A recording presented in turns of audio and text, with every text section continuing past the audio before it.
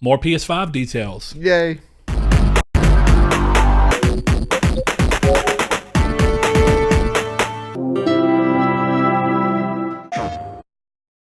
Hello and welcome to Triangle Squared, a PlayStation podcast. I'm your host, Brett Beck, and alongside me, as always, Saul Bridges bringing you guys lucky episode 133. I never feel like we're right on those, and that's something I feel we should be way over it by now. I spent too long looking at a PNG of Sean Layden last week when I made that to not know that it was not 132. Yeah. Well, yeah. Anyway, if you're not familiar with us, we are, like we said, Triangle Squared, a PlayStation podcast. So we talk about PlayStation, but of course we talk about everybody in the industry from Xbox to Nintendo to other publishers to see the things that we see them doing that we would like Sony to avoid or that we would like to see Sony copy and what we think is, in our opinion, the best way for PlayStation to go forward for us. Of course, if you like what we're doing over here and you want to listen to us, you can do so on podcast services, be it iTunes, Google Play Music, Spotify, Podbean. If you do Podbean, they have an app that you can download and actually comment and communicate with us through that app if you'd like. To be part of, if you even would want to without going on to your social media, or if you don't want to do social media, you can comment and be part of our Community's Take section, where every week at the end of an episode, we phrase a question, put that out to you, and then look for your feedback so that we can talk about your thoughts on anything that we are talking about. The next episode, of course, we repost those as well over onto our social media. So if you're watching this on YouTube, you can do so and go down in the comments below. Give us your thoughts on anything that we're talking about on here if you prefer to watch podcasts instead of listen to them. Of course, and if you are over there and you like the show, consider subscribing and hitting that bell notification button so you can see when our videos go live every time. Other words, you can find us, otherwise, you can find us on Twitter at Triangle SQRD, at Facebook on Triangle Squared, a PlayStation podcast. It's a group. If you ask to be entered into it, we will gladly let you in. And of course, you can find us on our day-to-day, moment-to-moment lives on Discord, where I feel like the majority of our community that's real active takes place. Thankfully, we have a great community over there. So if you want to hop in and be part of that, you can. We have a Community's Take section in there. It's just a dedicated channel for it. Podcast open discussion to where you can actually give us your thoughts on other things outside of just the Community's Take on the podcast that you may have had different opinions on or wanted to talk about, or just join general chat and talk about crazy things from anime to waifus or whatever your poison is. Lastly, if you like what we're doing with the show and you'd like to support us in any way, shape, or form outside of just giving us your ever valuable time, which we appreciate more than you can ever imagine, you can head over to our Patreon, which is patreon.com/Nartech, and consider going over there and giving us as little as $1 a month. You get some early access to certain shows, as we are probably going to bring shows back as well, do some more shows with Saul's new job. Yay. That'll start tomorrow. Start tomorrow, yeah. It's exciting. You guys will be listening to the podcast, and I'll be working. That is true, and I'll get to go out of my little work area and step out and see Saul. Yeah, that'll be a weird hang out at work. Weird change. Anyway, with that said, I guess we gotta get this show on the road the right way. We will be talking about, of course, the PlayStation 5 Wired article that came around and gave us some more news and information, on the PlayStation 5 and some things that we can expect from it. Not just everything, but we'll get into that here in a little bit. We're going to start this show off the right way that we always do, and that's the nice, friendly way where, since me and Saul, up until next week, don't normally get to see each other too much throughout the week, I get to ask Saul what he's up to and what he's been doing. Yeah, so I have been playing a lot of Destiny 2 Shadowkeep, flip-flopping between PS4 and PC, depending on who's online where. And other than that, I've been kind of still dipping my toes into Dragon Quest XI. So did you buy it, or are you still in the demo? No, I'm still in the demo. Good Lord. Yeah. Okay. The demo is amazing, but I haven't had a lot of off time to play that lately at all. So I'm really still only 3 hours in, something like that. I got to the church, which I think most people who played the early parts of that game will know where I'm at. It's not super far in, but I'd had a lot of chance to play it. So I was trying to play it last night, and I realized I left my Switch here, so I'll probably be playing that tonight. But other than that, I don't really think I've touched anything else.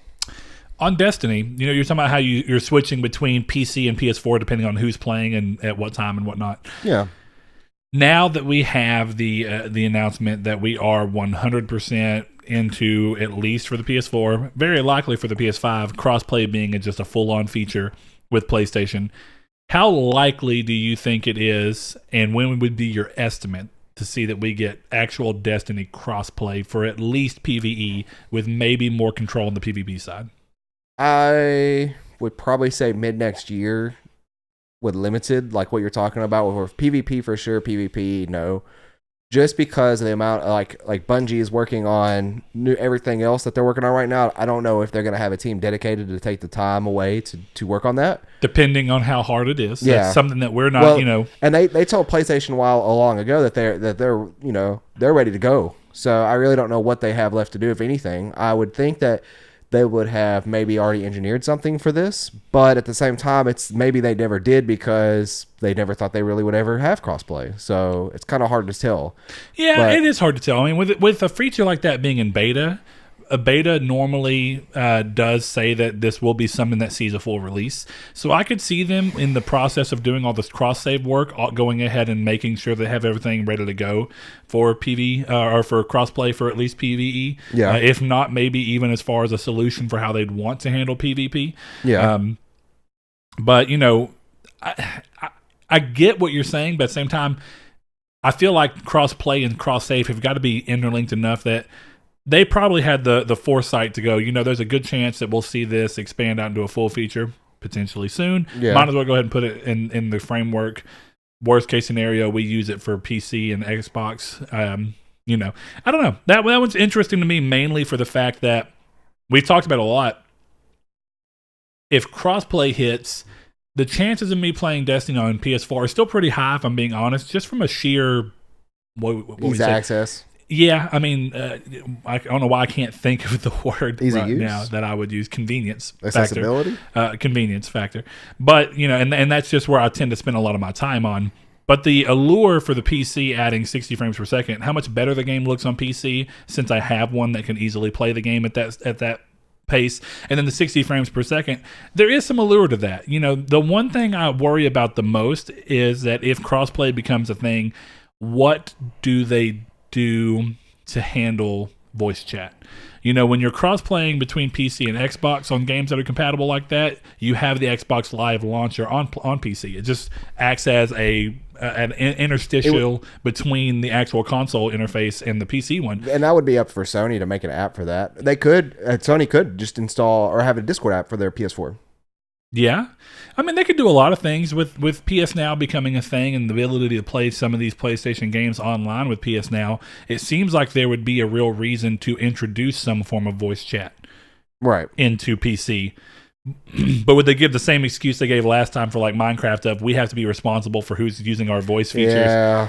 Who knows? I mean, you would hope not, considering that we're to the point where right now it seems like Minecraft is going to go crossplay, which hopefully also means that we get realms. Yeah. But we'll see with all that coming along. Okay, cool. I had a feeling that you weren't playing much. My phone thought I said, "Hey Google." I didn't. Hate to tell you. That's creepy. Anyway, yeah. All the times that people talk about the things the Google technicians will say, they never said anything to wake the device, but the device just decides to wake and you saw the thing. I don't know if you saw it or not, but like me and Joe were talking about the whole Blizzard thing. Yeah, and like his phone just started recording all of a sudden, and he's like, he never once, and we were talking in the same conversation. He never once said, "Hey Google." He's never said something similar to that. And all of a sudden, he sent me that screenshot of like how it captured half of his sentence. I was like, that's creepy. Tinfoil hat time. Tinfoil hat time. Anyway. That comes later on. No, I'm sure it does. Excuse me.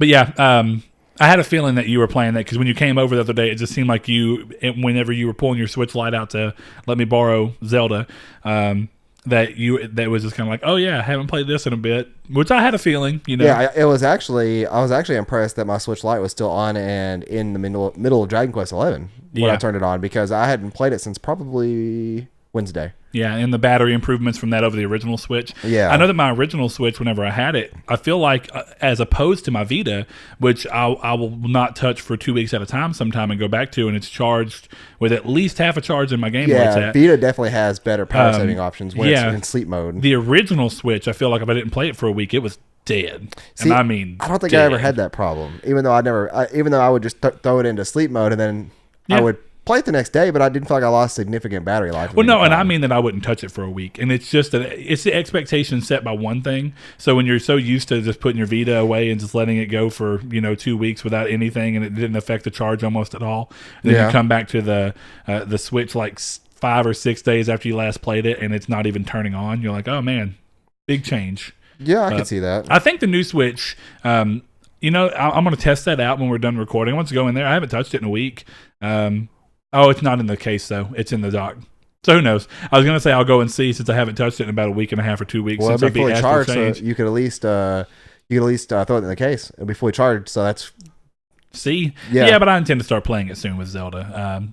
Still doing a lot more. As for me, playing, I beat Greedfall and enjoyed it so much. Like I said, it's a game that the more you play, I put about 64 hours into it to do everything in the game in terms of the max of everything you can do in one playthrough. The rest of the things that are tied into trophies and like technically things you can do are tied into you having to play the game twice or more than twice actually. To get the platinum, it takes a lot of playthroughs just for the way that it handles relationships.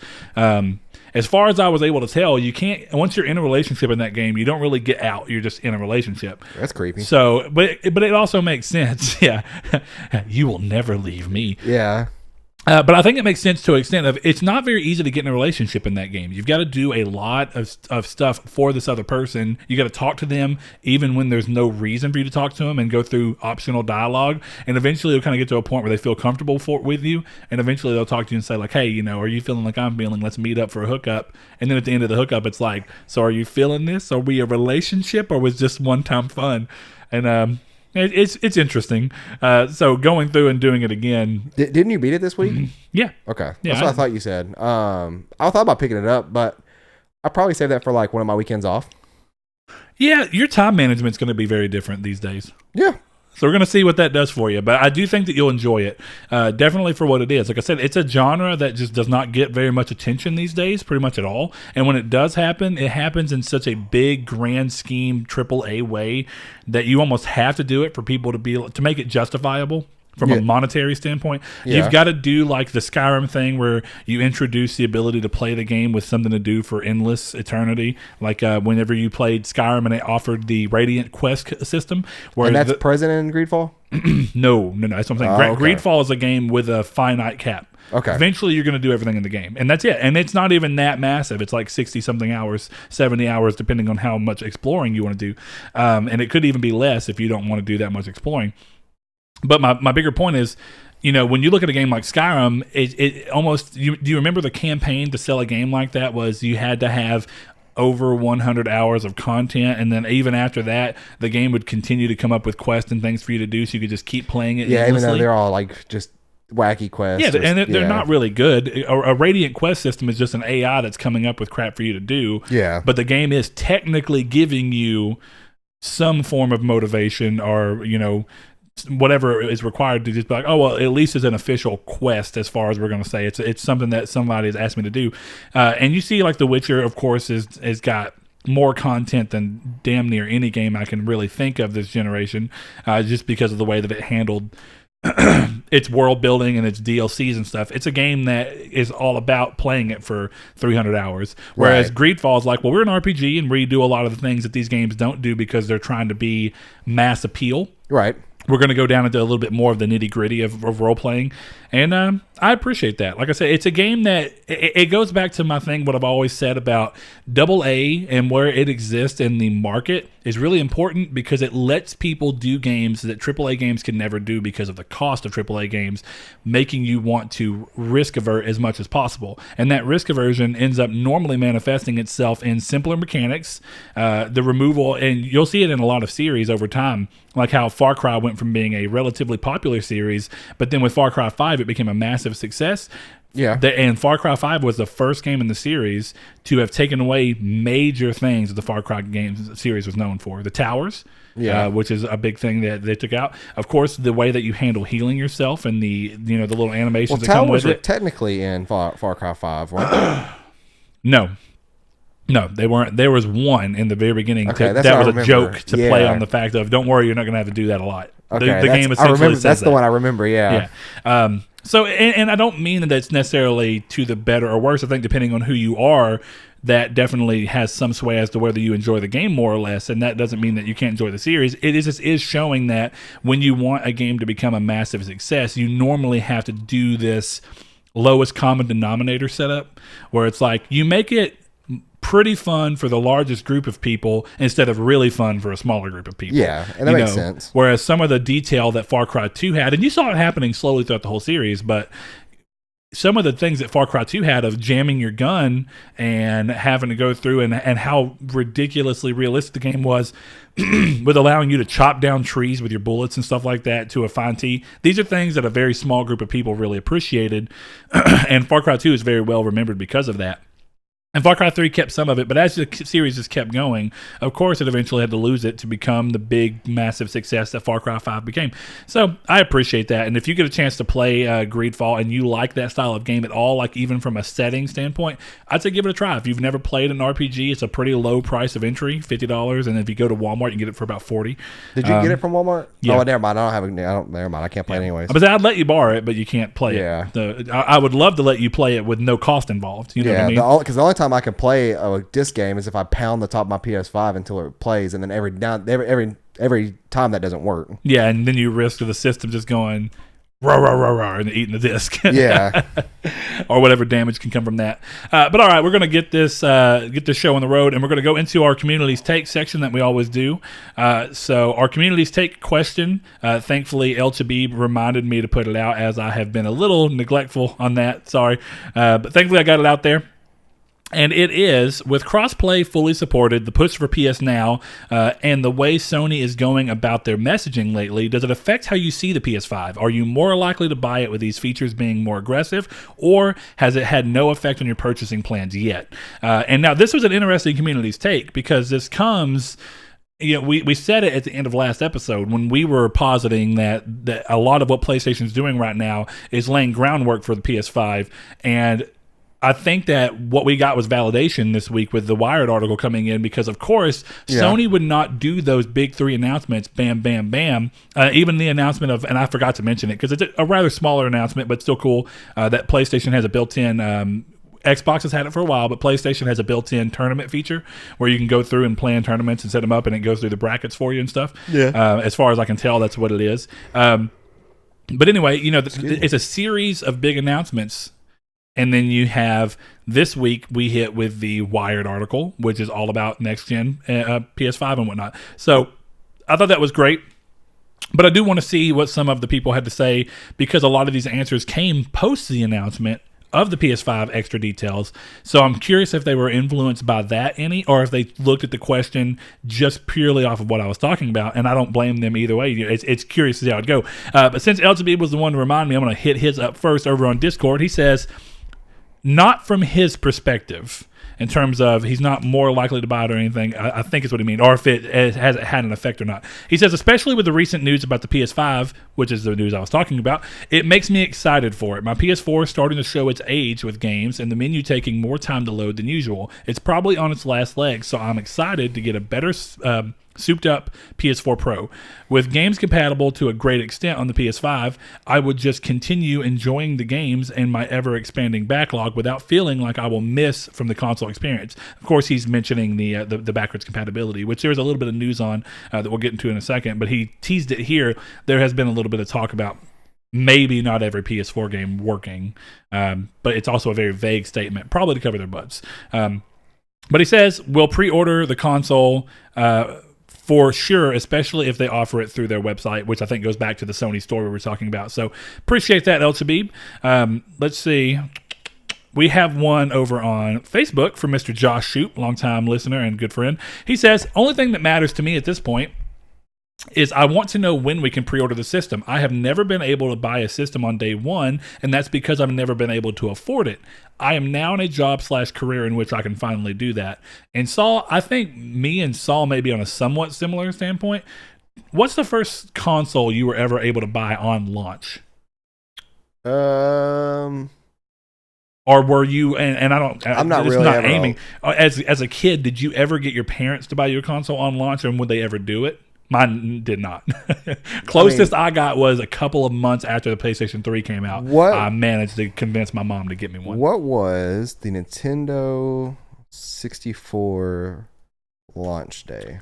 96? No, that day. September 26th, 96. So I got that Christmas of that year.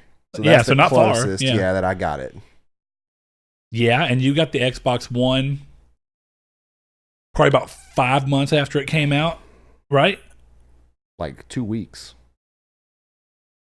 Oh, then that's the closest one. Yeah, but I'm saying like prior, as a kid. Because you said as a kid, yeah. Gotcha, okay. I was trying to think, like, I guess that would technically have been the Nintendo 64. I didn't think you got the Xbox One that close after launch, though. I thought it was a little further out. Don't forget, I got another one, because I traded that in when I wasn't playing it much, when you got one again. That might be what you might be thinking of, maybe. Potentially. Yeah. But no, yeah, like, I got it real quick after launch. Well, I didn't buy one until you and Blaze both had one, and y'all were playing Destiny, and I was like, I guess I'll do it. Yeah.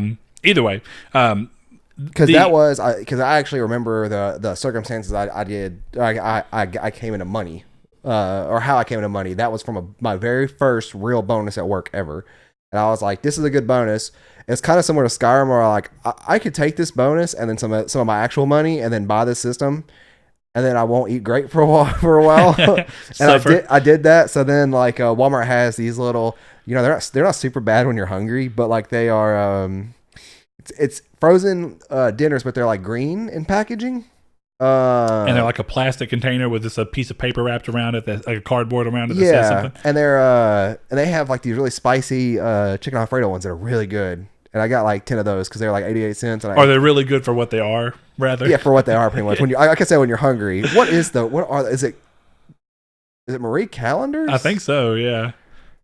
But the ones with the little, you have to peel up the corner when you go to cook them. I think so. I really hate those things, but there is a point in time in my life where it was kind of like, no, it's Michelina's.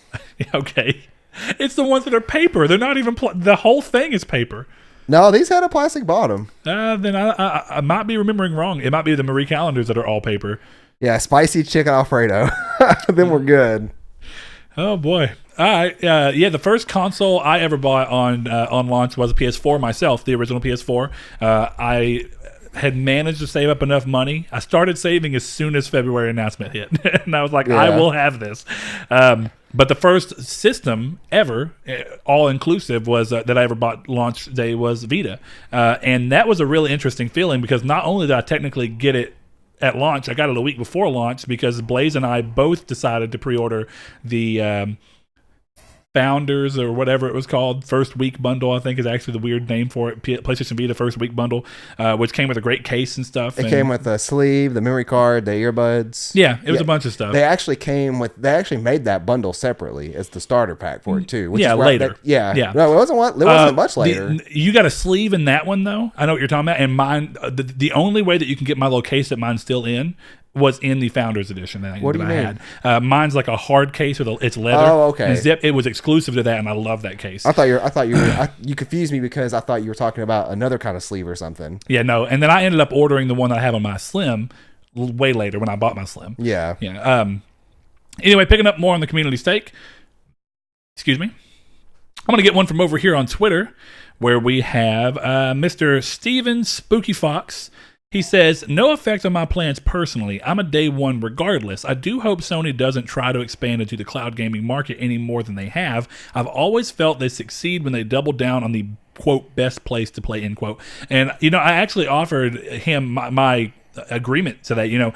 I really do think that Sony has more often than not found great success when they focus less on things that are around the console or are trying to externally somehow improve the console. We saw the Move be a massive failure for them. Yeah, absolutely. iToy was a success but it was a time era. It was a success in the time era of we saw a bunch of add-on and little what do you even call those, a peripheral for consoles fail during the 90s, and for a long time we didn't see anybody messing with it. And then iToy came back, and it was so cheap to produce, and it was so easy to go, and it had just enough people that liked it that it was considered a success enough that they wanted to move forward with the idea of PlayStation Move. The actual PlayStation Move wands that we're still using right now for VR were originally made and working with a version of PlayStation of the PSI from the iToy from the PlayStation 2. They were working on that when the PS3 first came out. So that's how old the technology that we're still using is. But yeah, I agree with them. You know, when you see them do that, iToy, essentially, I'm going to call it a draw. It was a success enough to be like, well, maybe there's a bigger market that we can actually get a success from. Turned out to not be the case. We saw that with extensions of a peripheral for peripheral with that Wonder Book thing, and we saw them trying so hard around that. And I think you see it in other areas. You see people try and do weird things and they make decisions, and Xbox tries to put too much marketing weight behind HD DVD, which fails. Blu-ray wins. So that was actually a failure of Microsoft at that point. And their external hard or their external disk drive for it too. Yeah, exactly. But you know, to stick a little bit more with PlayStation, we have seen them do this a number of times, and when they focus too much on weird stuff that's outside of the console, Vita is the same thing. And instead of focusing on the games and the system itself, they focus on features and how it can be used with other things. And we saw Vita be an abject failure, sadly. I love the system. It's not a failure from a tech design standpoint, from what the console actually is standpoint, but it is a failure from a business standpoint and a being backed by the creator standpoint. Sony definitely didn't do enough. So in that regard, I think that you saw the PS3 be able to come back and overtake the 360 and even the PS4 be the massive success it is right now because of the fact that Sony realized early in the 360 days when they were losing that you have to double down. You have to focus on what's important to the console, and that is what this console can do in the games that it can play. Yeah. And then we saw that mirrored with their messaging this generation to even stronger of a T when Microsoft were trying to go too far out to what Sony was trying to do with the PS3. And it just goes to show that Sony doubling down does really affect their ability to penetrate a market. And since they are a little bit more of a global company than Microsoft, that's a great thing, and they have a real benefit there. So I'm hoping to see that too. I'm going to do one more from over here on Twitter, and then we're going to move on. Let's see. I wonder. Here we are. This is one that I wanted to do at least one that was a dissenting opinion because the vast majority of people were either that this hasn't affected their plans at all and that right now they're still going to buy it, or maybe even buy it day one. But Rob B over here on Twitter says, until they announce no more censoring Japanese games, I'm not interested in getting it. PS4 was the perfect console and Sony ruined it. And I think that is one of those things where it's very specific to what style of games you like. Yeah. As to whether the PS4 was heavily affected by that decision. And I think that it has bled out into some fans in some genres and certain games that have a wider reach, like Devil May Cry, where we saw Devil May Cry 5 censorship. So I do think that there's a nugget of something there of, for everybody who really likes the more niche Japanese games that were heavily affected by this, it's a real standout of people. And I think you even said it, Saul, that they're going to lose a lot of people to the Switch. Yeah, because the Switch is not doing this. Just out of, I would say it's principle alone. Yeah. It's like, why do this? And then definitely when your competitor, who's known for being family friendly, has no problem with it. Yeah, and you have like Rob, who is a PlayStation fan, who loved his PS4. Now he's not getting the next gen console because of these decisions, and he's probably not the only one. Yeah. As a matter of fact, I know he's not the only one. So kind of just goes into play of, especially in this day and age, especially with what just happened with Blizzard, censoring is not currently the way to go for stuff like this. It's funny you mentioned the Blizzard thing because one of the guys actually went into how the Chinese market investing into their things, and because the Chinese government subsidizes these things for gaming, it's government backed. So technically, they get reimbursed money to invest in games. Not to mention they're partnered with NetEase. Exactly. So when you're looking at this, it's companies outside of Blizzard. You know, if you look, it really seems like it's heavily. We get more and more proof that Sony's decision to censor their games across the board was to appease the Chinese investors, as we've seen Sony try and break more and more into the Chinese market the past 2 years with their China Hero projects that they do, where they have a bunch of Chinese developers coming in and doing their things. And of course, as you see them try and break in, when Microsoft is also trying to break in where possible, it's a huge gaming market. Technically, China is the biggest gaming market. Yeah. So when Sony can push in, the more they can do to appease the Chinese, government and the way that they do things, which is so different from what we are as Americans and what we expect. Yeah. It almost gets into that though of like, do you think that there should be an issue? And this is really a different conversation for a different day. But it kind of comes down to like, should that be replaced by someone else who we shouldn't have a distance ourselves like this to risk money loss. Well, it's just, I think it goes to show of how much influence China, and it doubles down on certain things that some people have been saying, where China has got way too much influence in too many countries, let alone America. Oh, yeah. But some Especially European influence as well. America. Even Japan, when you're dealing with the fact that Japan tries to break into from a business perspective, China has a lot of power. Absolutely. And if that is the case on this, it's a very interesting thing to see Sony going through, and it makes me wonder if Sony decides to back off from it or if they're going to keep with it to try and keep their presence in that market, because I understand that from a sheer business perspective, it of course makes sense. But it's one of those things where it's an unfortunate way of, if that is the reasoning behind all this, it's letting one market dictate what you do across every market. And, we were just talking about, or I was just talking about Sony being global in a way that very few companies are. Microsoft is not nearly as global as Sony is in this regard. And that is unfortunate, and we've seen it not affect Microsoft, but it's also not affected Nintendo, who is also a fairly global brand. So, it's kind of just like, we'll see, and maybe we're wrong on what the reasoning is, but it does seem like it makes sense. I think we're more right than wrong on that part. I think so as well. All right, so that's going to end up or cap off our community stake section. Thank you, everybody. Let me read the first article from the news. Okay, go ahead.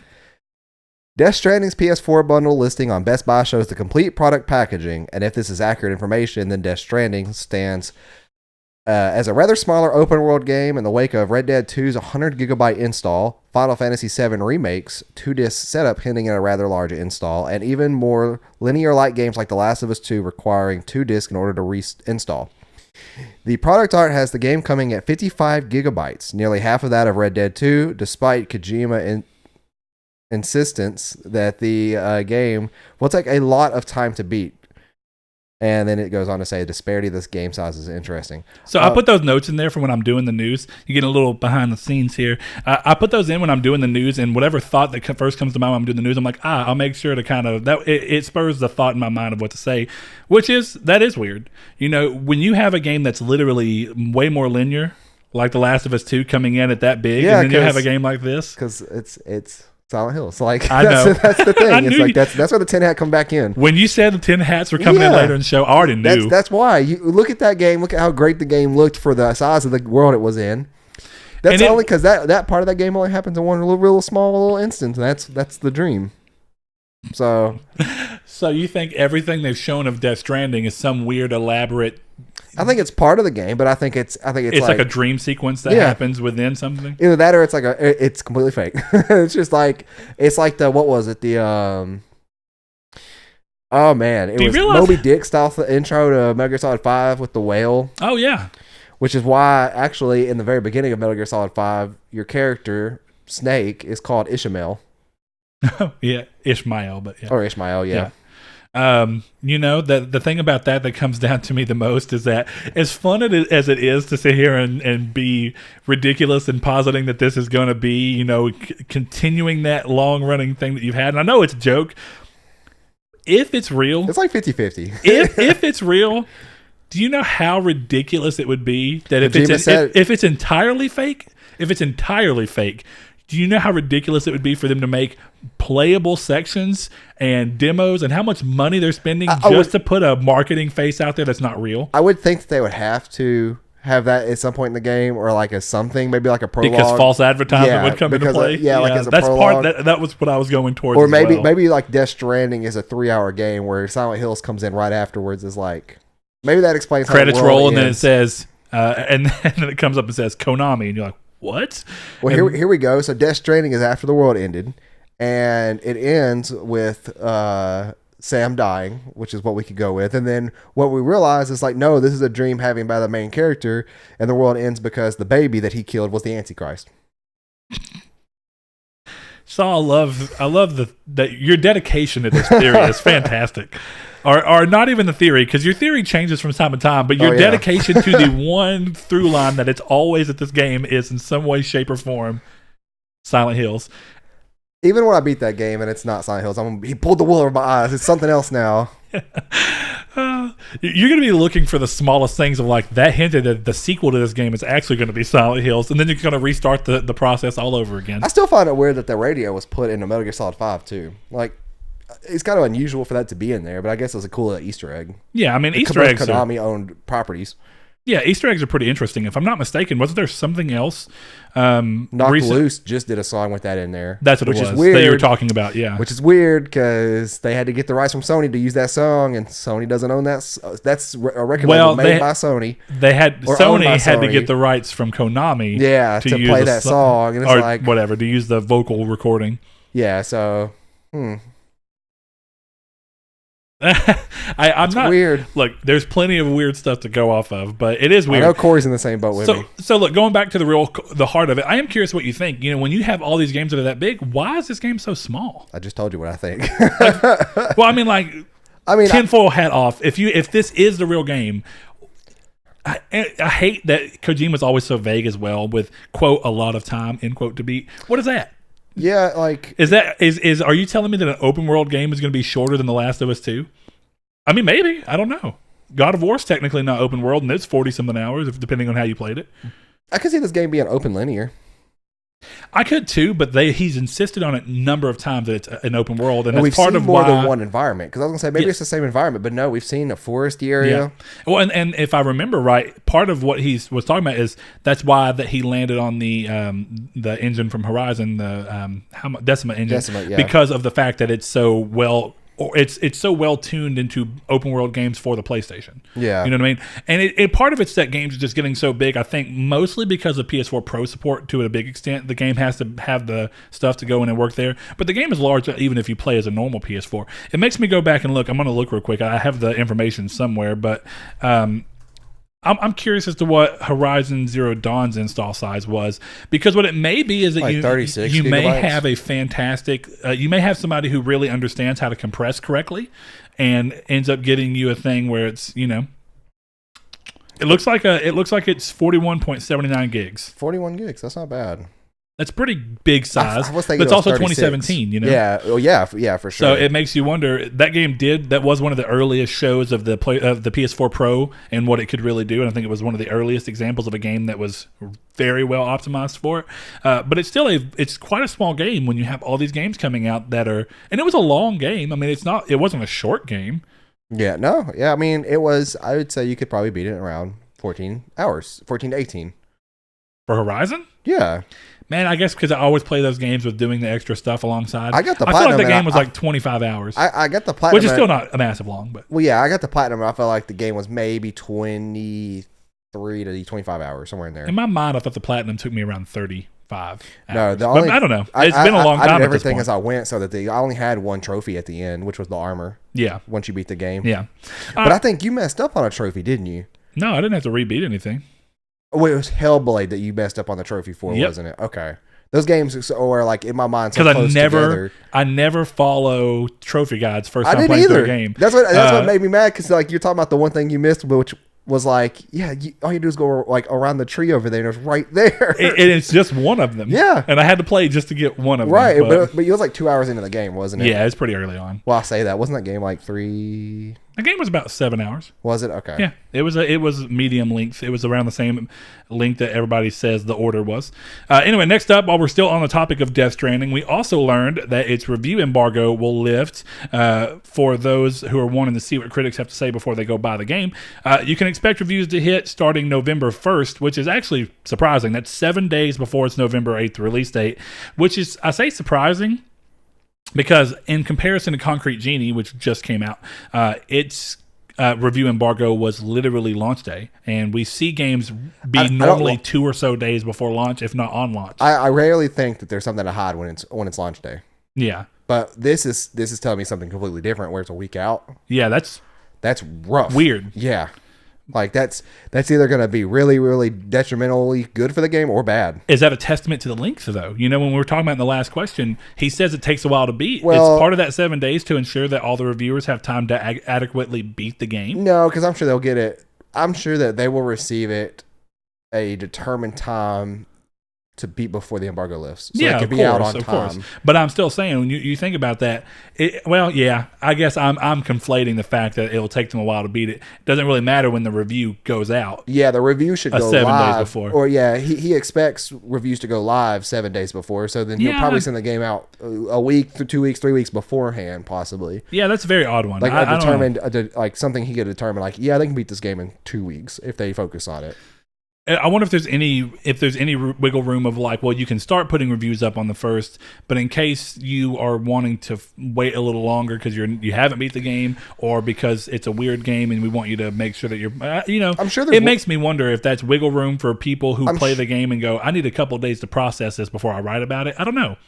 Well, once again, that could be factored in before the technical review. Exactly. And then that also comes into the fact of how you feel about reviews. I actually personally feel that if it's a review, specifically a review, not some kind of larger in-depth look at the game, but a review, I feel like some of your gut stuff should kind of be involved in that review. I feel like if you want to do like a expose on the game, then going way more into depth about your feelings and making sure that it's set with you for a little while is important, Yeah. And well, I will say that I do think that, speaking of wiggle room, like you were talking about, and that when you are a video game reviewer and you miss the first 1 to 2 days of the video game review embargo lifting, I feel like that's bad because such a competitive market. Yeah.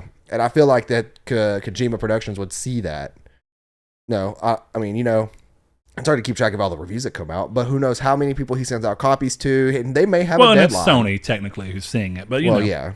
Yeah, that's a good question. Either way, something strange that you don't see very often. Definitely when you have so many, like Bethesda and their policy now that the review codes will be sent out day of release. You remember that was a thing that was involved, is that you wouldn't even get a code until release day. Yeah.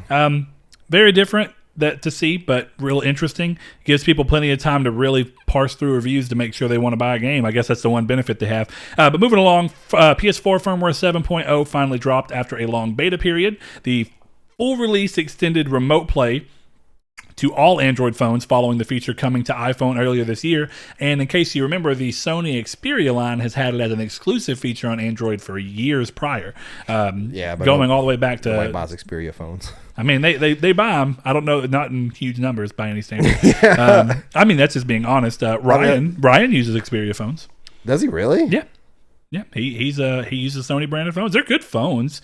It's just not flagship phones are a competitive market. Yeah, So anyway, on top of that, the features users can expect finer control and dialing in their HDR to best fit their TV, which let me tell you, I actually really enjoyed. The past few days since this update has hit, and it actually makes you reset your HDR stuff completely. It has a new way of going through it. It doesn't just auto-detect. Instead, it puts you through a series of things that lets you dial in the exact minimum brightness and highest brightness of your TV to give you the best range. And I've noticed a difference in Borderlands 3 when I've been playing it.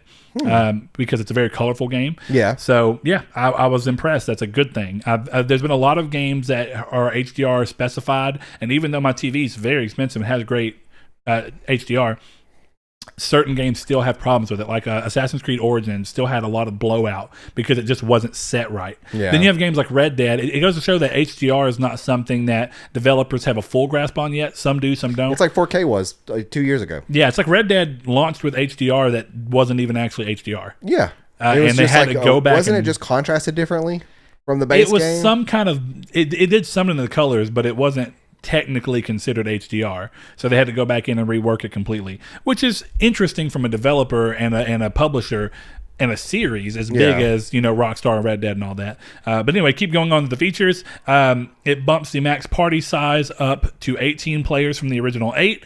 Chat transcription can be used via the PS4 second screen app to have voice chat converted to text for you to read back, as well as the ability to enter text to have it read out loud to party members. This feature is only available in English and in certain territories that they actually sell the system in right now. The transcription and then that is very cool. The 16 part, I don't know why you might need that. That's so hectic. 16's too much. I will definitely agree. The transcript thing I think helps for one thing in particular. Deaf people. It lets people who are obviously deaf handle their thing, and it also lets people who for whatever reason don't have a mic or maybe in a temporary area between having mics because one broke, it lets them still participate in party chat. Yeah. And Or, I mean, it could be for anything. Even if it's just the comfort of someone wanting to come home and not wanting to use their voice, or maybe they're self-conscious about their voice, and they just want to go, I still want to be in the party chat, but now I can just do it all through this. I hope I can make the voice Microsoft Sam. That'd be fantastic for crap talking. Yes. Too bad I can't go into too much of it. That would be hilarious. The whole...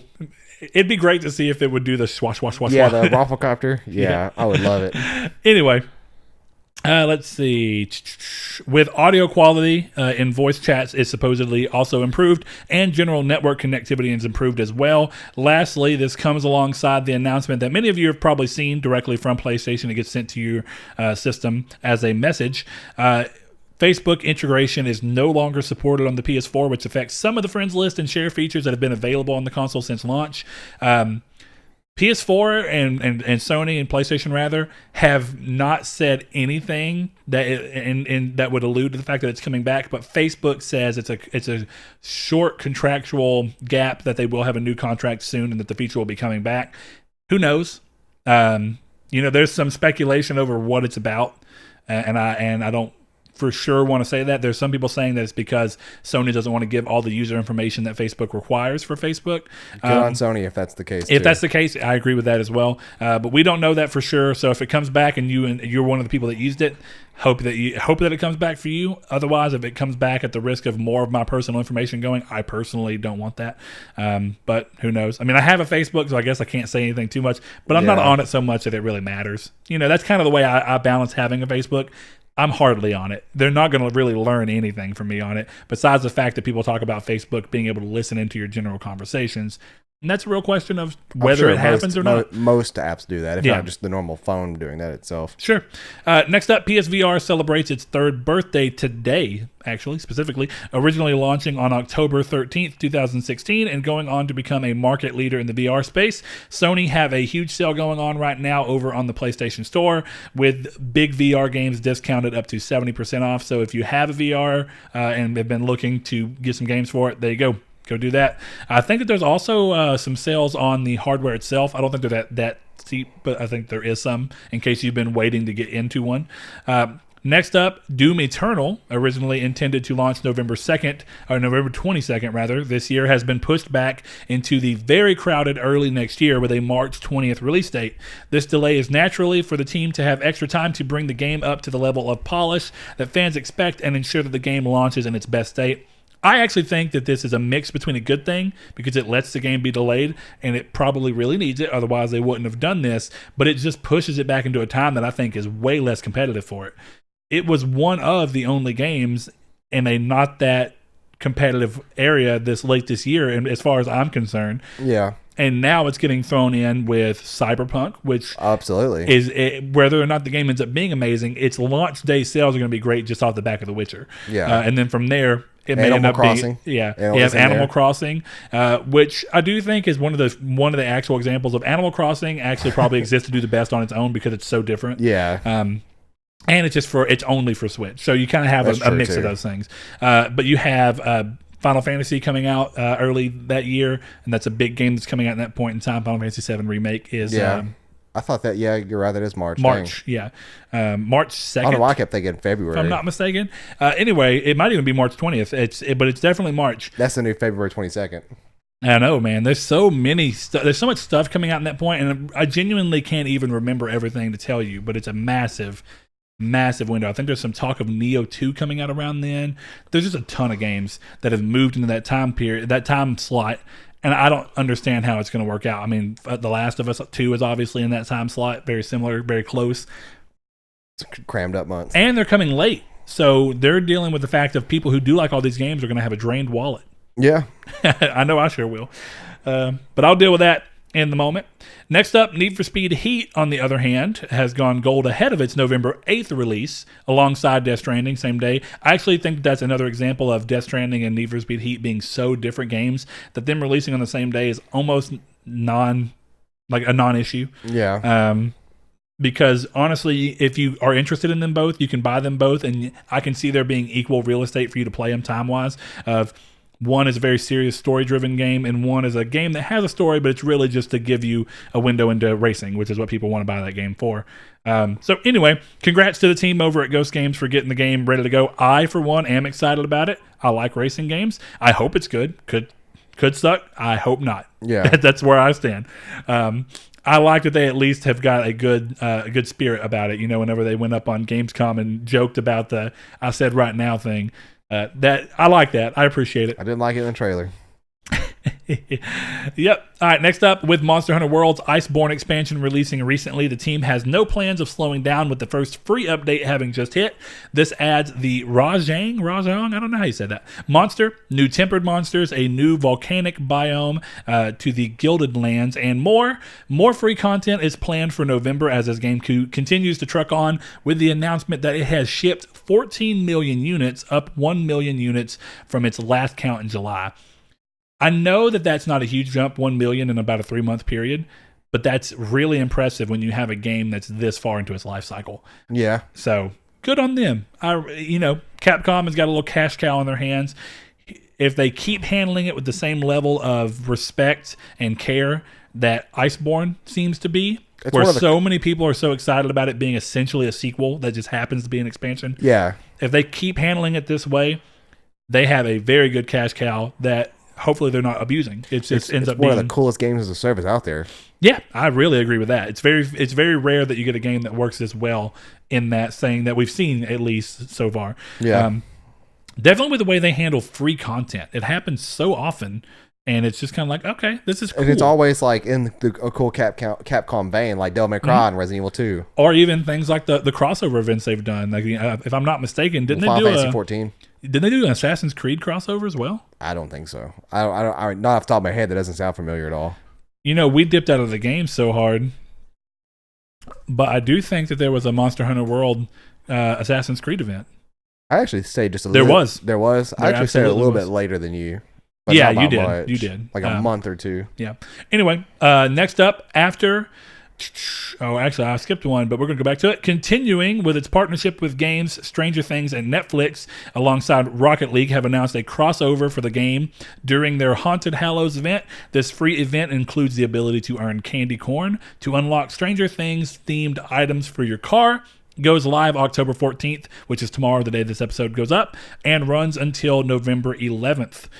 Next up, though, on the list is after their partnership for Hitman 2, IO Interactive and Warner Brothers Interactive Entertainment have announced a new partnership for a new game. Nothing about what the game might be was teased at all. This is just a very simple surface-level announcement, meaning it could be more Hitman. Hitman 3 was teased in a documentary a while back that it was probably something they were going to do, but it could also be an entirely new IP, which would be marking a huge step forward for the studio, as Hitman's the only project they have worked on and the only thing that they've really focused on since IO had their split from Square Enix to become an independent studio, and they fought for Hitman to get the rights back from Square. And that's such a cool series too.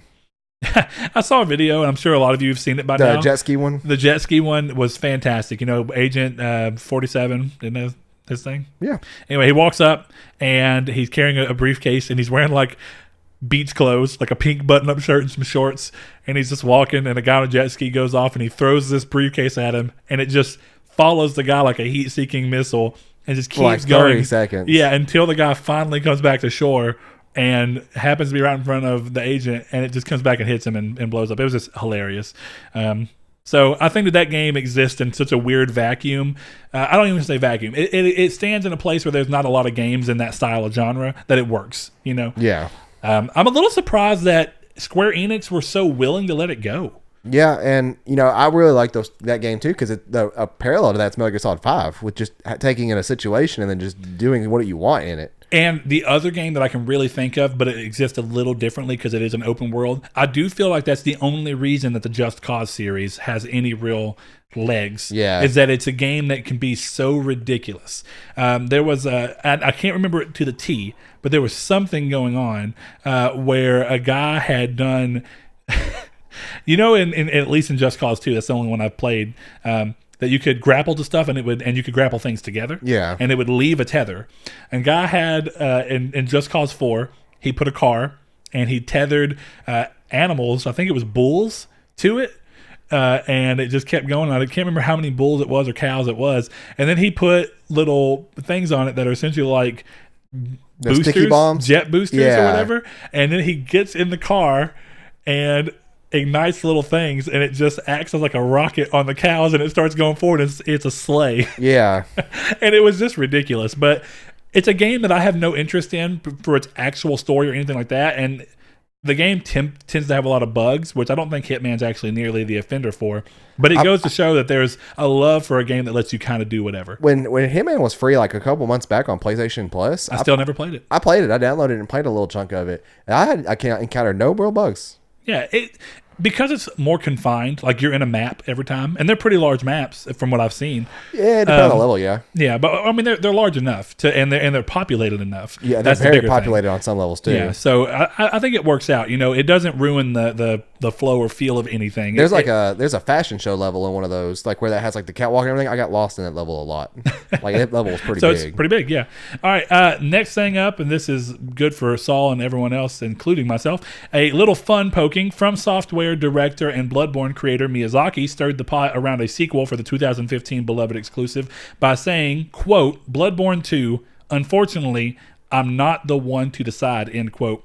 Leading it to seem that he is ready and willing once Sony gives the green light for the studio to make the game. This could be him throwing the trail off of them already working on the game. I thought about that. Yeah, that makes sense. Or it could hint that Sony has it in their sleeve as a game to release during the PS5's life cycle as a way to garner the same commercial and critical success that Bloodborne obviously hit. But also, what I've said a lot, the goodwill that game brought from specifically the Soulsborne community, now the Soulsborne community. It was one of those things where Demon Souls is still such a beloved game that we're hearing rumors of Bluepoint working on that, and that really does more and more seem to be the case. But we don't know. But it does seem like a Bloodborne sequel seems inevitable. So at this point, it sounds like he's either throwing the lead or Sony is waiting to give the okay so that it can be a PS5 game.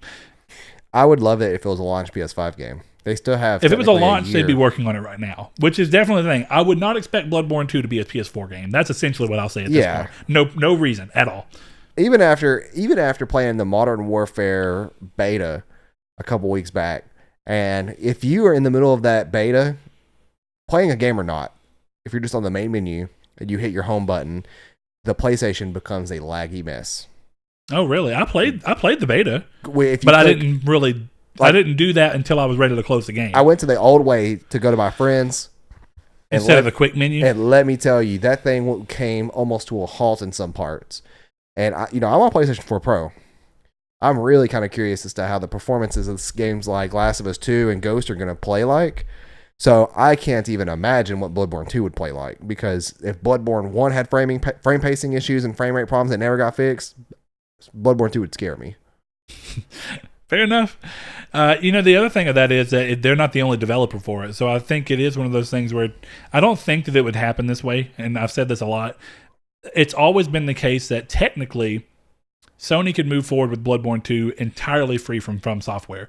But I think Shuhei Yoshida, who's one of the biggest people that was instrumental in this from everything that we can tell, in getting Bloodborne to be a game that From Software made, they understand that part of the reason that people have such an involved love and depth for these games is because of Miyazaki. And I think that you saw that with Dark Souls 2 being the most lauded game, or the most derided game, I guess, of the Souls series, because of Miyazaki's absence from the game.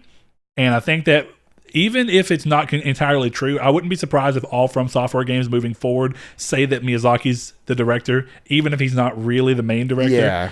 If he's like, creative director or something like that, just so that you can show director. He does, Hideki Miyazaki, whatever his name is, Hidetaka. Hidetaki. Yeah. Anyway, Miyazaki. Yeah, it's Miyazaki. Weird one, but who knows? And then from here, we're going to go on into unless you have anything else you want to add to that, Saul. No, not in terms of news or anything. This what we're about to talk about was my biggest exciting thing for news. Yeah, sure. All right, so going into the main topic now, of course, I'm sure all of you who listen to this have read it. I would be really surprised if you had not.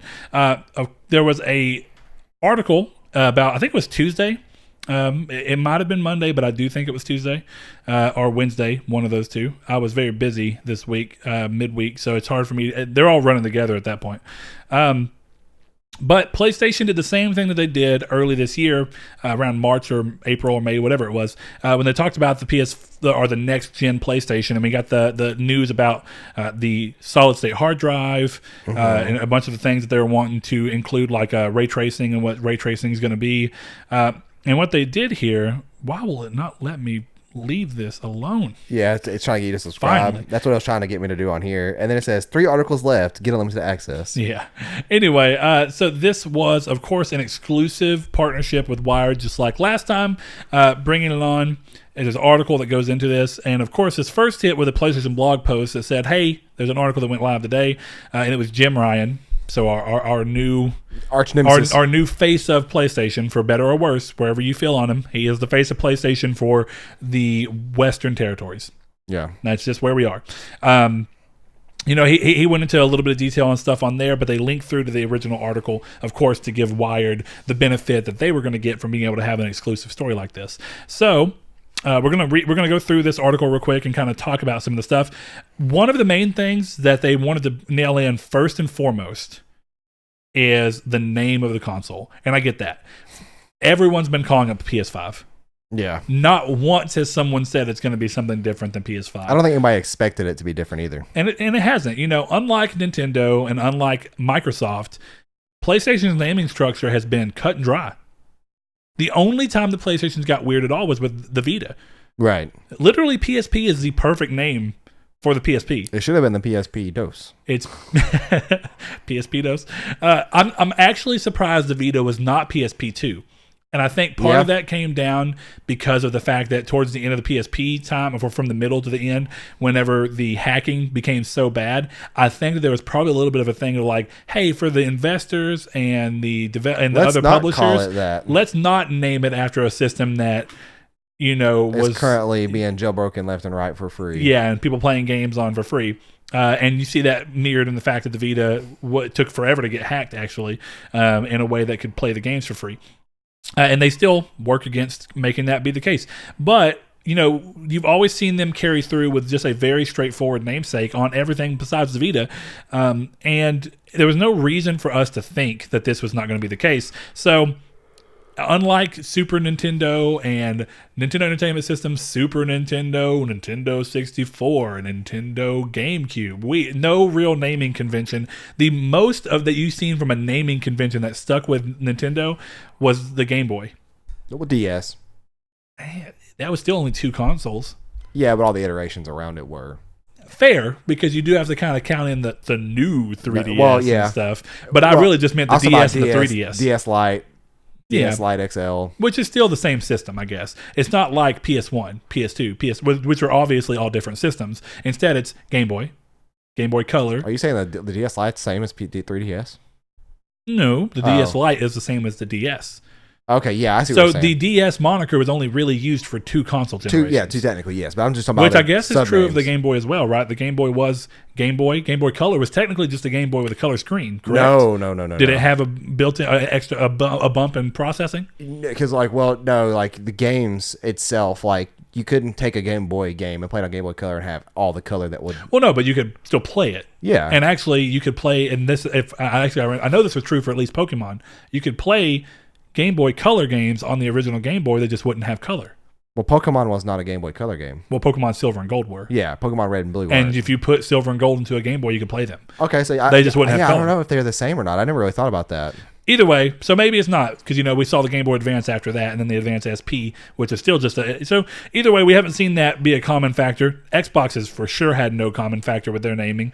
Xbox 360, Xbox One, most confusing name I've ever seen. Xbox One, terrible name, and I stand by that forever. It's a terrible name. I'm surprised that they didn't change it, but I kind of understand why they had to stick with it begrudgingly anyway. But here we are. We have it straight from the word of mouth. It will be called the PlayStation 5, and again, something that we've been doing since they talked about it initially. We have said from day one and pretended and acted like not only was it called PlayStation 5, it was releasing holiday 2020. Yeah. There we go. Other side of that. broke the news. It is releasing holiday 2020. So look at that. We're validated. Yay. Now we got to guess the date. Oh, yeah. November 14th. Here's the thing. I think that we all land on the fact that it's going to be a November release, right? Yeah. I can't. When you tell me holiday, it seems like it would come after all of the big holiday releases. So I'm going to go a little bit later. When was the PlayStation 4? Was it November? Let's see. PlayStation 4? November 15th. Yeah. So mid-month. You want to go ahead and put your guess in now? Yeah, I said November 13th or 14th? I said 14th. Yeah. Let's see if it's. I'll at least give you the courtesy of whether or not it's even a Tuesday or a Friday. 13th would be a Friday. Is that what we want to put in your bet? Yeah, I will say 13th. Okay. I'm going to say that they go a little bit earlier, just like they did against the Xbox One, where they released a week in advance of the Xbox One. Mm-hmm. And because I see Xbox maybe trying to be competitive again, I'm going to go up a little bit earlier. I'm going to call it November 6th. Somebody write that down and then tell us who won. And something about this article, too, that's real weird is they keep using the phrase 100 gigabyte optical disc. And I feel like they're trying to misdirect people with that. No, so I think what they're trying to do here, and I at least understand where you're coming from with that. Because optical discs are that's the format that a Blu-ray disc is. Mm-hmm. Yeah, so an optical disc is a DVD, it's a Blu-ray CD disc, a readable disc. Yeah, and but it's weird they're not just saying 100 gigabyte Blu-rays. Well, because it may be another one of those things where technically right now the disc doesn't have a name. Even though it's probably still going to be based around Blu-ray technology, it may be one of those things where Blu-ray gets an evolution in its name and it's actually called something else. I don't think that'll happen with this Probably system. not. Probably not. But my point being is that why paint yourself into a corner right now if you don't have to? Yeah. All they're saying is, hey, look, we have a disc and it's 100 gigs, which means that the chances of games being Blu-ray 2 discs are going to go 60 80? gigs. Okay. They have different sizes. The standard PS4 one. Yeah, I think that they're 60 gig disc. 60, okay. I was thinking 80. I think they'd have to be 60 gig disc. Somebody tell me if I'm wrong on that. I mean, we could look it up, but either way, we are getting a real solution to the fact that at least as we've gotten really far into the PlayStation 4 generation, we've started to see games, of course, with Red Dead, and now we have a lot more games that we know are coming that are going to use this, be multi-disc. Yeah. So the idea of going with a 100 gigabyte optical disc mainly, and there's a little bit more in here I want to touch base on too that goes into that. Mm-hmm. But the thing about the disc being 100 gigs is you have more room for the games automatically. And then they were talking about, not only is the hard drive, we've been saying for a long time, how do you speed this up? What is it doing that speeds this up? Yeah. And because it's going to be something that is, again, across the board, every console has this, it can be essentially acted as the, hey, we can optimize for this. It's 100%. It's never going to be less than. Whereas computer, you're saying, well, how can it be faster than a computer one? Computer games still have to be made as if they were going to be played on a normal hard drive because not every computer has a solid-state drive, and you can't. Well, so would multi-platform games. Yeah, but hold on. What I'm saying is multi-platform games are still made in a very different way. So in a multi-platform game, when it comes out, they make an Xbox SKU, a PC SKU, and a PS4 SKU. Yeah. Or PlayStation SKU, whatever you want to call it. The Xbox SKU is, of course, optimized and handled for Xbox, and then in this case, Xbox One X as well. Not all companies do that, though. Not all companies, but I'm saying that's the max that you can do, right? Would do that. Okay, then let's go down to the simple of it. Get rid of the mid-gen refreshes completely, right? Just for the sake of, this is something that's always been true. PlayStation has their PlayStation 4. They say, here's the PlayStation 4 SKU. All PlayStation 4s run off this exact same thing. It's perfectly optimized, or as closely optimized as we can get it as a company. Xbox, same way. PC, not all PCs are the same. We have to make the game scalable, which makes it work in such a different way that in this case, you're looking at from going, just like you can say, well, we have to make the game work on not only a NVIDIA GTX 970 or whatever, but we also have to make it work on I can't even think of a different card. But like a 1060, 6 gigabytes. Sure, fine. 1060. We have to make it work across this spectrum because not everybody's going to have this one, and then even more so, they're not all going to have NVIDIA. They're also going to have Radeon. They're going to have an entirely different AMD setup. All right, and then that's just on the graphics card. Right? Then you go over to the processor. You go, well, they're not all going to have Intel processors. We got to make sure it works with AMD processors and a wide variety of those. Then you go back into the when you get to where I'm talking about, then you're saying, well, not every computer is going to have a hard drive. not every computer is going to have a solid state drive. Not every computer is going to have a hybrid drive. So we have to make it work for the lowest common denominator as well, which means the game is not going to be perfectly optimized. Well, there we go. How did that happen? I don't know. I'm not really worried about it. My laptop died. I may have to pull this article up elsewhere. But I remember a lot of what I wanted to talk about, so we'll see.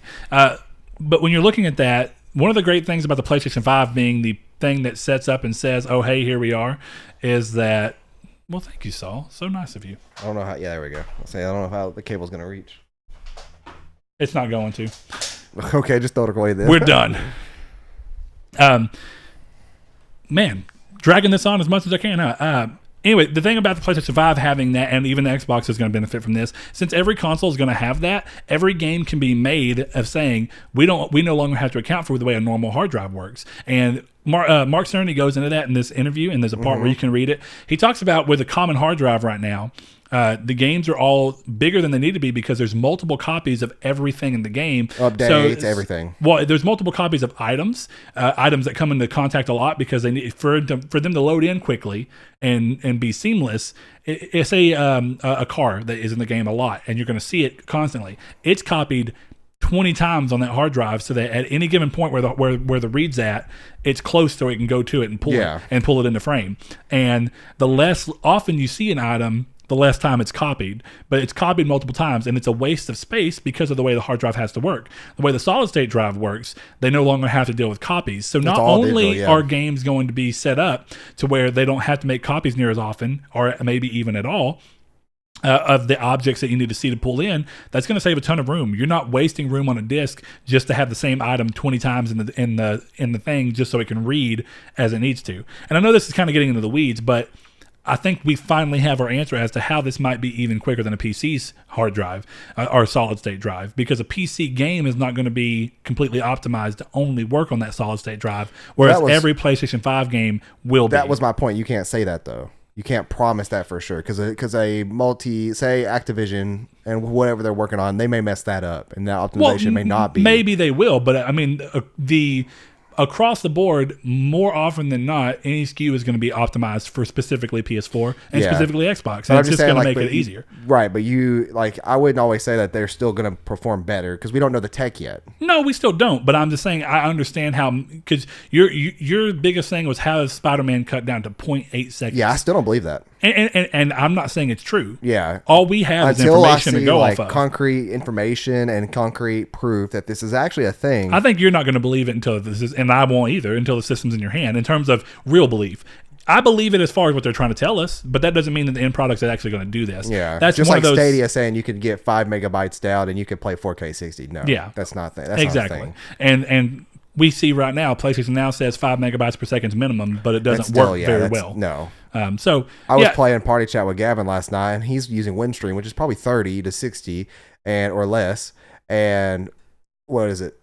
Under 10. Under 10. And literally he hopped in. And 10 is the max speed you can get for most part in our area for Windstream, but that normally translates down to about 3.5. He literally was stopping me from being able to talk because of his NAT issues last night. Yeah. Like he jumped back into the party because he had NAT issues with Joe, and then all of a sudden I couldn't hear, or I could hear them, but I couldn't talk to them. And I had to jump out of the party, jump back in, and then it said I couldn't talk to him because NAT issues. It took him having to jump out and come back in too to be able to talk. So yeah, there's a lot of things that companies say around releases of items that they're going to have, especially for marketing and building hype, essentially. Yeah, and so I don't understand how they can take tech that is already currently getting peak and peak highness. Even M.2 drives that are $300 for a terabyte cannot hit this.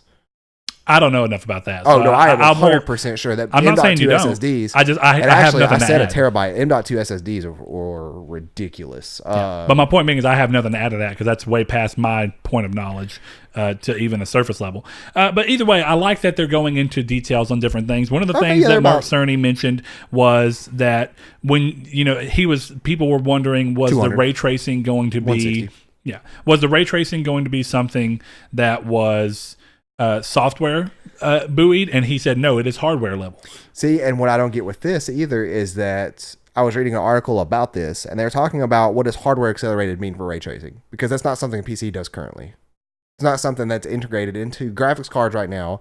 That is something that there's nothing a graphics card does to accelerate anything to provide ray tracing. It's the pure raw of the again, graphics. I don't have the document, or I don't have the article in front of me, which is unfortunate. I'm going to see if I can pull it up. I'm here on Wired. You can, yeah. I'm just going to go to it anyway. But on that, it still comes down to a lot of stuff of... Well, like, is that a fancy way of potential checkerboarding for ray tracing or something? Well, no. I mean, and again, we don't know 100% sure, but if all we're going off is looking at what he's saying and basing our things around it, here's the actual thing from the article. For anybody who cares, it says Sony wants to clarify something. When we last discussed the forthcoming console, he spoke about its ability to support ray tracing, a technique that can enable complex lighting and sound effects in 3D environments, which was the thing that he put more emphasis on in that original article. Given the many questions he's received since, he fears he may have been ambiguous about how the PS5 would accomplish this, and confirms that it is not a software level fixed, not software accelerated, software level, which some had feared. There is ray tracing acceleration in the GPU hardware, he says, which I do believe is a statement that people were looking for. A belief borne out by my own Twitter mentions. Anyway, so here's the thing. A lot of this talk, and this happened in the first one too, is stuff that I think that there's a core group of people who are going to really dig into that and go, oh yeah, I understand at least some bits of what they're saying. Whereas some people are going to go, I don't even know what ray tracing, I don't even know what that is. I've never heard the word until now. Where people don't know, like, that's realistic light and shadows, like omnidimensional realistic. And not only that, but it is the sound that can be accompanied with pinpoint accuracy, and it actually can provide sound for shadow and light as well. That is present in real life, whether it's white noise or something like that you don't typically get. That's almost second nature to hear. It can help provide that too. And not only that, but ray tracing. The best way I could think to provide like a visual example for ray tracing is God rays. Yeah, but done completely differently. The God rays are a fake way of doing it. Yeah, a very fake way of doing it. Where this is supposed to be a very natural. Or, well, in-game natural, at least. Yeah. Either way, that there is a lot of talk on this that I know is going to get a lot of people in the weeds. So I do want to say that while we've touched on some of these things, and for the people who have read it, I hope that does assuage some of people's fears about way that some of this stuff will work, at least from a wording standpoint. We won't know until the console's in our hands if any of this stuff is... Or at least it's at least partially true, no matter what. Yeah. But... to what level is it really going to be this, and to what level does it perform? And I think, it'd be really interesting when the system comes out for us to get some time with it and then come back and see how either surprised and impressed, or... I'm hoping it's going to be surprised and impressed. Yeah, about specifically the hard drive speeds. Yeah. Because, it is going to be the interesting thing. That's what I'm really, really curious about, because, like I said, M.2 SSDs have some of the fastest that's not even real read-write speeds at that point anymore, would it be, with digital? No, it's essentially flash memory. Yeah, but it's essentially... Which is what a solid state is, essentially. And M.2 is the same thing. It just uses a different connector on the different motherboard. Yeah, so that you have a different bottleneck. Yeah, and it's one of those things that's like... most streamers who speedrun and stuff use M.2's SSDs for their games, because sometimes when they count their games, not all of them do this. I think it depends on the run you're doing.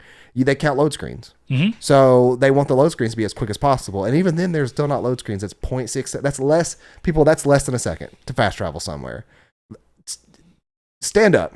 Because right now, the time you took to stand up is going to be maybe 3 times faster than it took you to 3 times slower than it took you to speed or to fast travel in a video game. In the setup that he's speaking of. In this setup, yeah. So it's just, and once again, it could be they didn't specify that's for every game. They specified that's for Spider-Man, which is a current gen game. Mm-hmm. So that very well would mean that next gen hardware can run these current gen games at a much faster speed, and not mean that for everything. Yeah, who knows? That was a little more vague. But to go into a territory that I think is one of the biggest takeaways from this, and I am curious as to what a lot of people feel about this, because I am excited by the idea, but I'm also curious to see how much they're overselling it, because we see it. Haptic feedback is something we already have in phones now. So to get into that a little bit and kind of go towards what we're talking about, one of the things they talk about is that the new controller is going to essentially look very similar to the DualShock 4. And the person who wrote the article did get to actually hold a prototype of the controller. And he says, one of the things Sony's doing is moving away from the DualShock motor, the vibration motors, that they've essentially more or less been using some form of all the way back to the original PlayStation 1. Now, it's improved in sometimes the strength or the number of them, all that different things. But for the most part, PlayStation controllers have always just used the same vibration motors. And now with this controller, what they're saying, and I am curious as to what this is going to affect the cost, if at all. I mean, it's going to be interesting to see. Is that the DualShock 5, or whatever it will be called? Right now, it does not have a name. May not be called the DualShock since we're moving to haptic.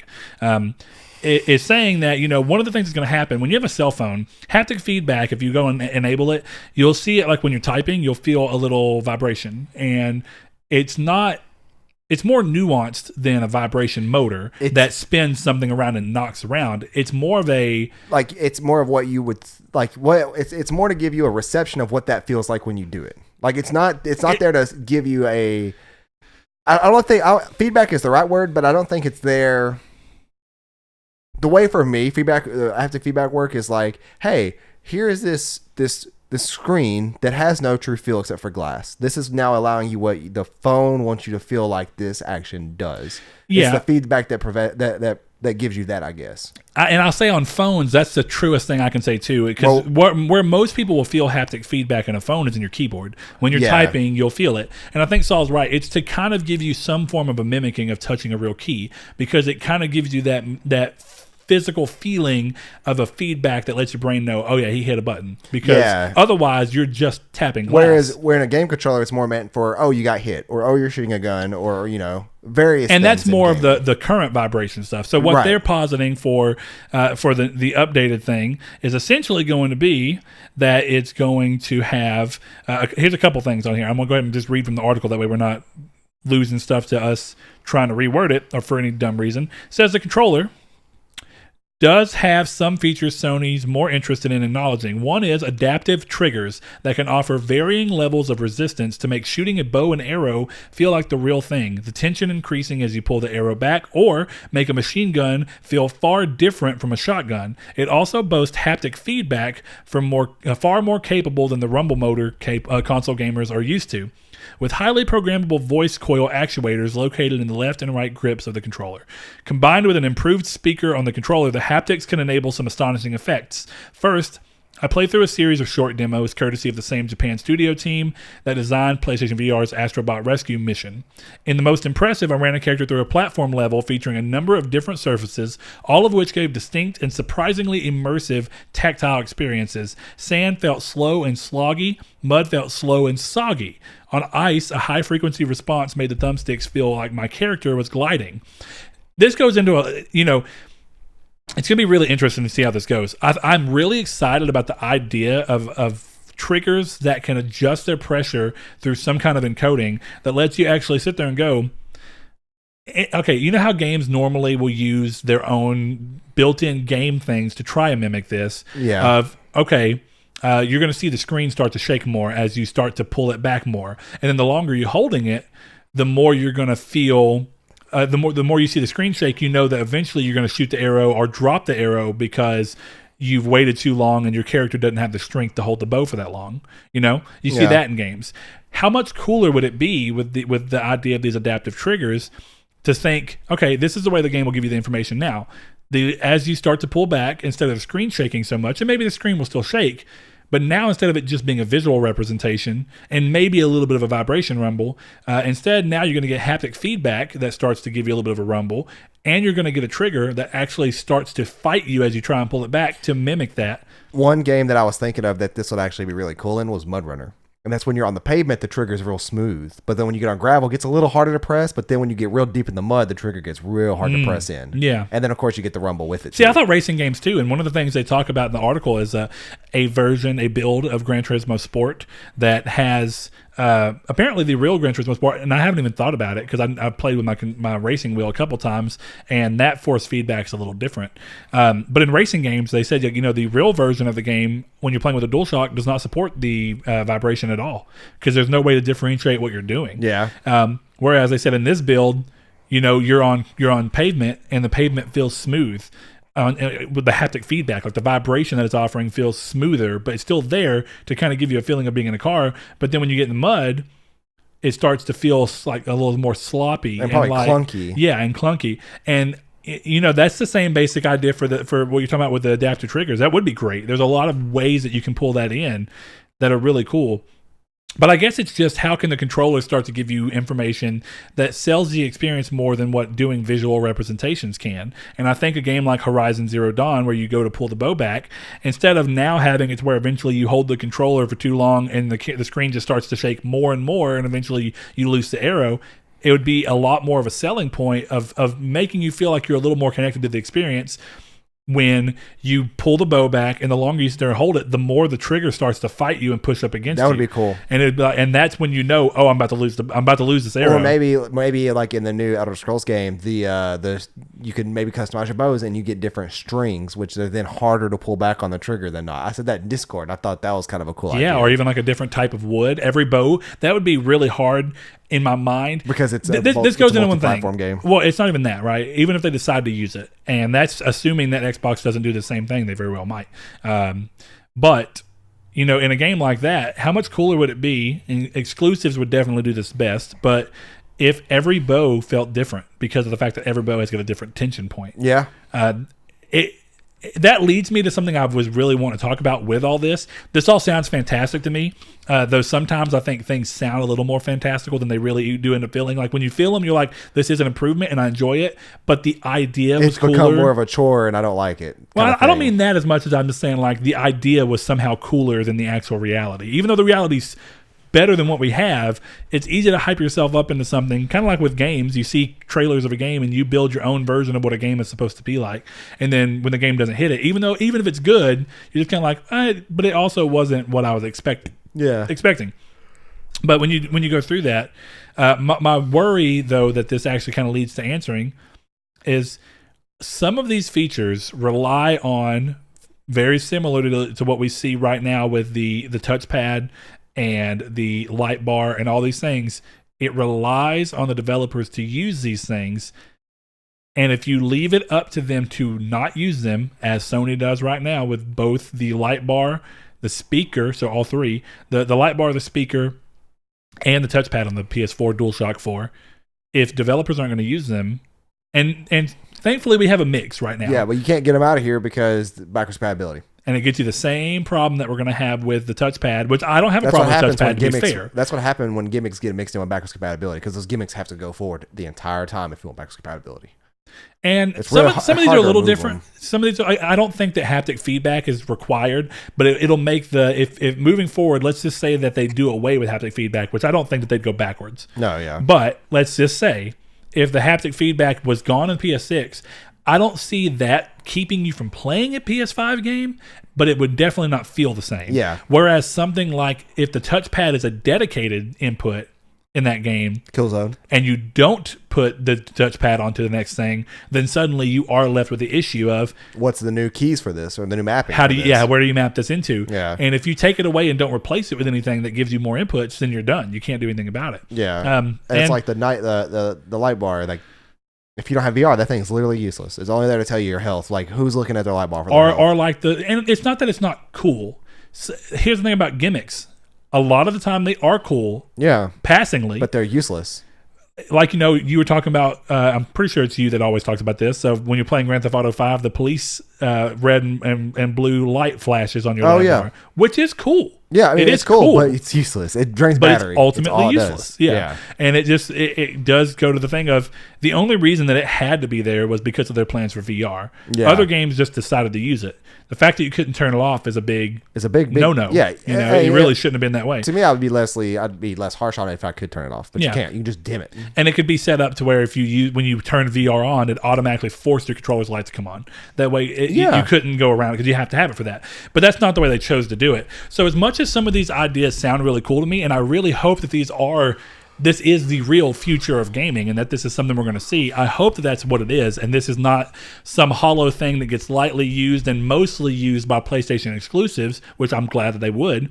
But if the larger third-party market does not really use them very often, and I don't say every game, I don't expect indies to tap into every single one of these features. It's a very costly thing, but I expect AAAs to tap into these more often than not. And I mean way more often than not. I expect 80% of AAA games to use this if it's going to be considered that they were a real success. Yeah. In my opinion. Yeah, if you're going to put them there, have your studios use them.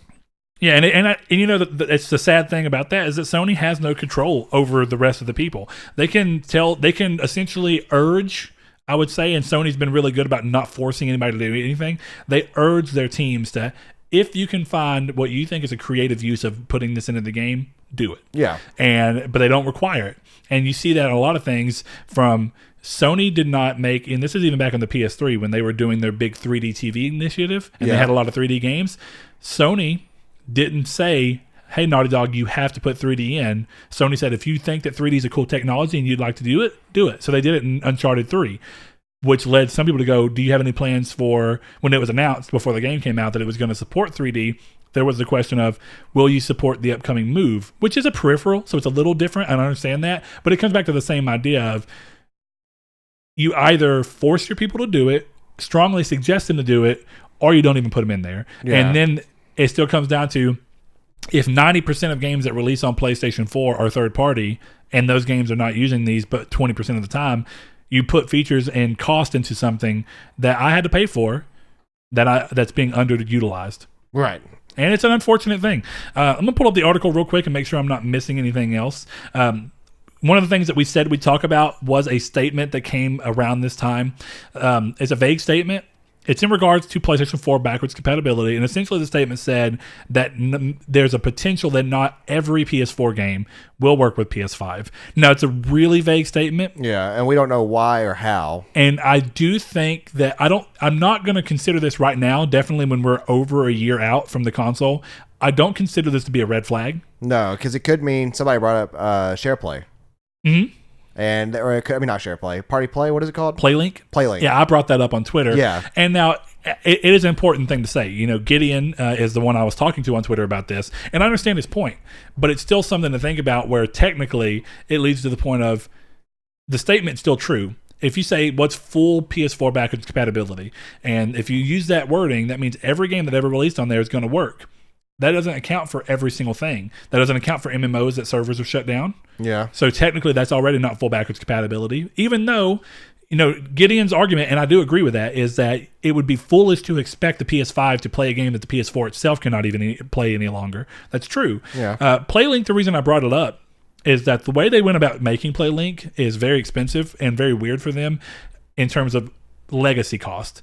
Moving forward with the way that PlayLink works, every single PlayLink game that exists has an individual app that's only for that game that everybody who wants to play has to download. So I haven't played it yet in there, but I have Hidden Agenda.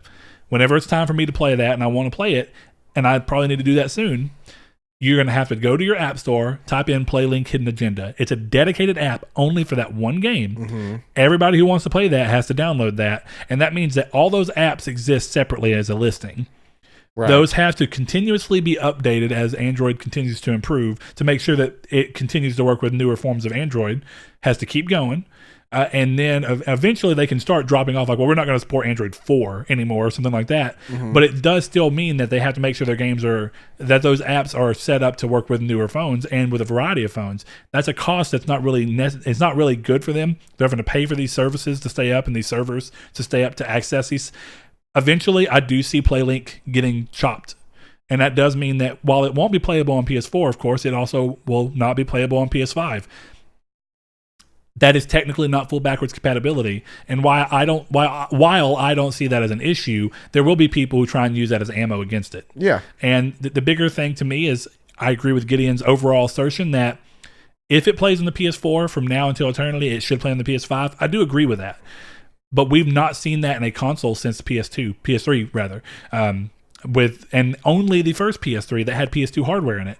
And we've seen it. Microsoft had partial backwards compatibility with the 360. They have partial backwards compatibility with the One. Full backwards compatibility is a really odd promise, and I think that that's probably why Sony saw that they were saying stuff about backwards compatibility and probably said something that equated to full backwards compatibility, if not that exact wording. And then they thought to themselves, we should give a blanket statement that kind of covers our butts just in case. And I don't think that that's weird. I think if this exact statement came up 3 months ahead of release, more of a red flag, because that means that they're getting closer to the launch of the console and they're realizing there's games that are not working for whatever reason. And now they're going, oh crap. But right now, I think it's just something to go, everything that they've tested probably works, but they don't want there to be that one game that for some reason doesn't work right. And the example I used of a game that's not tied to PlayLink that may not work right just because of how poorly developed it was, is that, you know, when you're using this legacy setup where it's going through a fake legacy CPU that's maybe in the console, maybe being emulated in the console, who knows? A game like Life of Black Tiger may run so poorly that it can't even technically start up. And that's no longer on them. That's a game that they cannot control that just says, hey, that PS4 game no longer works on PS5, or it never worked on PS5 because it was made too poorly. Yeah. And I'm not trying to just I'll trash Life of Black Tiger, but game was garbage. I don't like to just trash games normally, but that is not any way, shape, or form a showing of excellence of game design or game development. So yeah, it's a weird statement. And I do think that that's something that a lot of people are going to be worried about. But I would be really surprised if 95% of the library does not carry over as being playable. Yeah. With the way that the system is being designed and everything, and with it being designed with that from the forefront. Even the Xbox One was not designed for 360 backwards compatibility from the forefront. That came later as a way to try and pull up more of their consumers back towards the Xbox One. So there we are. Let's see. I'll make sure there's nothing else on here real quick. I don't think there was. Yep. Sounds like we are. What do you want our community's take to be? With the information given right now, would you buy a PlayStation 5? Well, I mean, that's kind of what last week's was. So instead of repeating that one too much, what I'm going to say is right now, with what we know of the PlayStation 5, is there a feature that you don't feel like has been hinted at or talked about that you would like to see that would change your opinion towards buying it day one, or at least stronger enforce your already existing opinion that you'd buy it day one? Be that, I mean, is it price? Is that what you're waiting for? Is that really it? Or is there a more deep feature that you'd like to see that maybe I can't even think of that you haven't heard yet? And predict the price while you're at it. I'm going to say $550. I really think $500. I think $550. I had a conversation, and I think this is worth having in the episode. One of our friends and listeners, Ryan, we were having a conversation about what's the price of the thing going to be. You know, he joked it's the $600 question. What's the price of it going to be? Yeah. Which, of course, is saying it's be $600. I don't think that that's a crazy price guess. I don't think it is either. But here's where I stand on this. My answer was essentially that PlayStation 4 was priced the way that it was because it was a point in time when consoles were doing so bad. I've said that plenty of times on the show. I know that. Right. But it is a reason as to why it was priced so competitively and priced in such a way that it was essentially getting a profit on day one, or very, very close, if not on day one. Now that we know that the gaming market is stronger than ever, and we're not having this weird fear of, cell phones are going to destroy console gaming, you know, there is a competitor in the market. At the time of the PS4 coming in, or at the end of the last gen, cell phone gaming was the competitor, and everybody was scared of it. It was the big bad in terms of against consoles. Right now, the competitor is game streaming, but there is not the same amount of fear that game streaming is ready to overtake console gaming. So nobody has a reason to try and make too competitive a price console. I could see it being reasonable that Sony tries to minimize how much of a loss that they're taking, but that they do take a loss on the console to get it out in people's hands and have a stronger console. Because part of the reason we got a mid-gen refresh was because the PS4 was weaker than it otherwise could have been because of that fear. Yeah. We get a mid-gen refresh, bam, it hits. I get that, but I just feel like ray tracing in an SSD is ridiculously expensive. I don't know at wholesale prices, and that's the thing that not knowing gets enough of.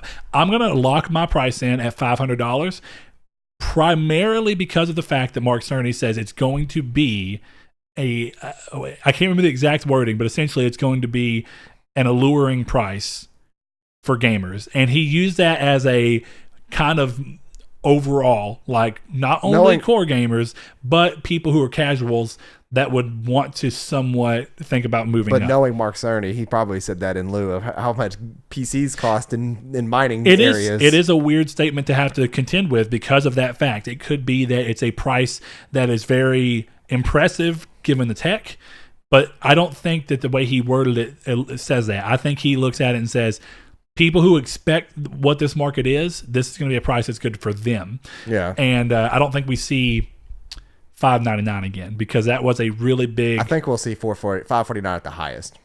Yeah, maybe.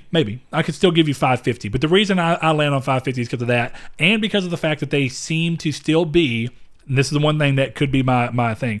What I told Ryan is the one thing that could change my opinion on that as we get closer to launch is how much more they invest in the PS Now and how big of a strategy that is for them next generation. Because if your concern is not only, or at least primarily, trying to get people into your physical console, your incentive for making the price palatable for the biggest group of people possible goes away when all you're going is, okay, the people who are going to be the core people who like a big console that's powerful are going to pay the $600 because they understand the tech and they understand that it's worth it.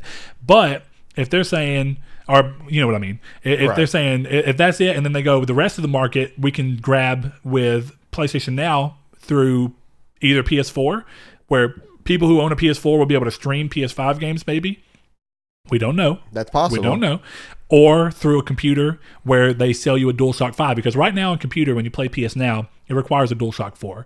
And that means you at least have to buy a Dualshock 4. Yeah. If they continue pushing that forward and they have a real big push towards having PlayStation 5 games on PS Now at launch of PS5 and whatever the Dualshock 5 or whatever ends up being called, if it's required on PC, they're still making money off of you without having to do it through the console, which means that their incentive to make that console aggressively priced goes down. Right. So we'll see. I hope that the head, the better head of put out a great system at a palatable price and take a small loss but reap the benefits like they've done all generation right now at being the number one console.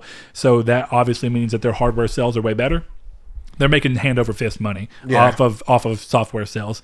Hopefully we see that again. So that's where I stand on it. But that's been episode 133. 133.